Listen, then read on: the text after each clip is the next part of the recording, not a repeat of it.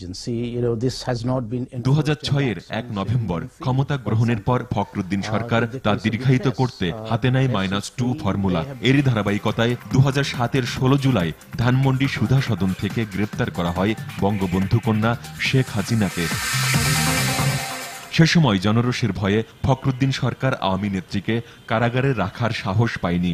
সংসদ ভবন চত্বরে একটি ভবনকে বিশেষ কারাগার ঘোষণা করে সেখানে প্রায় 1 বছর আটকে রাখেন শেখ হাসিনাকে। বেগম খালেদা জিয়া তার ক্ষমতাকে আঁকড়ে রাখার জন্য তারই নিয়োগকৃত রাষ্ট্রপতি ইয়াজউদ্দিন আহমেদকে দায়িত্ব দিলেন তত্ত্বাবধায়ক সরকার।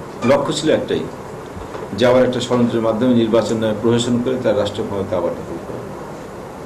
কিন্তু জনগণের তীব্র আন্দোলনকে তার সেই ষড়যন্ত্র ব্যর্থ হয়ে যায়। কারাগারে মানসিকভাবে দৃঢ় থাকলেও একসময় শারীরিকভাবে অসুস্থ হয়ে পড়েন গণতন্ত্রের এই মানসকন্যা। নেত্রীর মুক্তির দাবিতে আওয়ামী লীগের আন্দোলনের এক পর্যায়ে শেখ হাসিনাকে বিদেশে চিকিৎসার জন্য প্যারোলে মুক্তি দিতে বাধ্য হয় তত্ত্বাবধায়ক সরকার।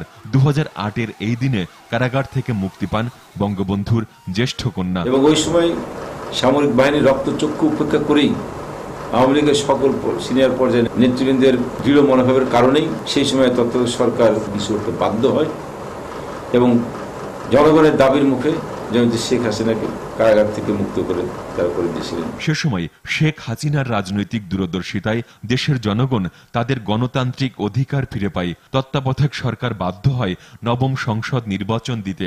2008 সালের 29 ডিসেম্বর একটি অবাধ, সুষ্ঠু ও নিরপেক্ষ নির্বাচনের মধ্য দিয়ে বিপুল ভোটে জয়লাভ করে মহান মুক্তিযুদ্ধে নেতৃত্বদানকারী দল আওয়ামী লীগ।